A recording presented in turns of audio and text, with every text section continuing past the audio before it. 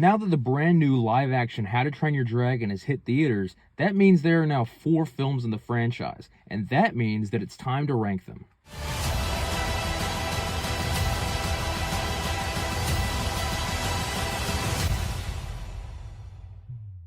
Now, before we get started, I have to say that this is one of, if not my favorite animated franchise of all time. So there really isn't a single one of these movies that I don't think is fantastic.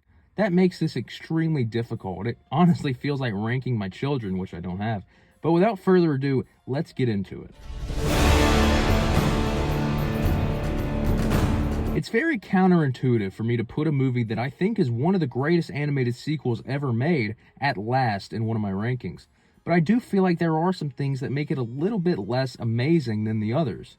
Firstly, I just think that out of the 2 actual human villains in this franchise, I think I like Drago a little bit less than Grimmel. He has some awesome moments, but he can also just be a little bit bland at times. And the only other reason that I have this movie last is that I don't quite think it has that fantastic pace and flow as the rest.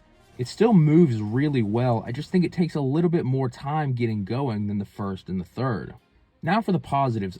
First of all, the movie looks absolutely beautiful. I love the introduction of Hiccup's mother. I love the relationships we get to see between her and Hiccup, or her and Stoic. I also love the progression of Hiccup and Stoic's relationship since the first film, and it makes his death even more gut-wrenching when it happens. The kind of middle fight scene with all the ships and the Bewilderbeast and all the dragons, it kind of feels like the final fight with how massive its scale is. It's amazing.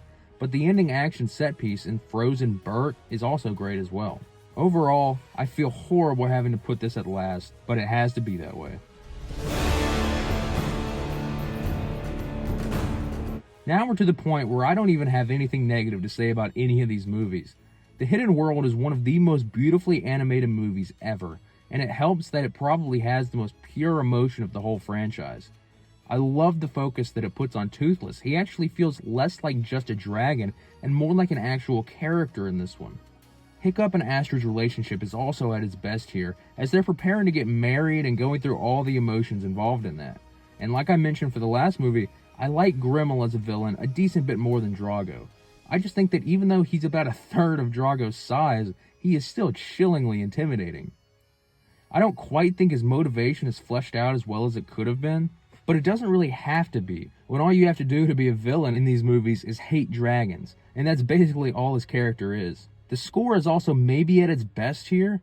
John Powell just continues to build on this magnificent soundtrack that he's created. And honestly, I think I've realized that this is probably my favorite film score, which is crazy to even say. Lastly, the gut-wrenching and inevitable sense of finality in this whole movie is really hard to watch, but it makes for one of the most satisfying and emotional endings to a trilogy possible.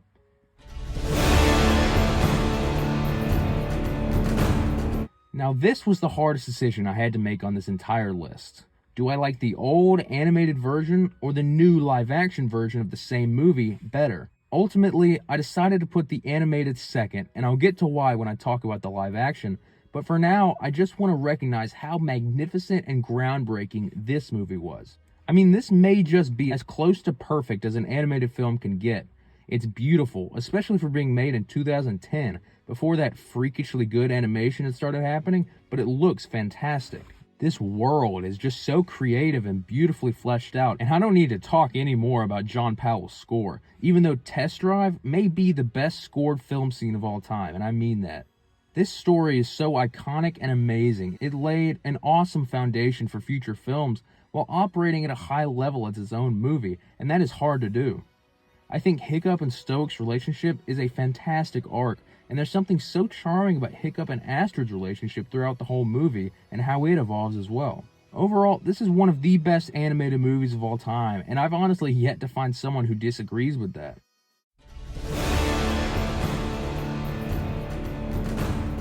I know how crazy this sounds, and I probably would have thought you were crazy if you told me that I would have this above all the animated films, but it's just that good to me. Now, what made me put it in first place is because it really is just a slightly improved version of the original movie.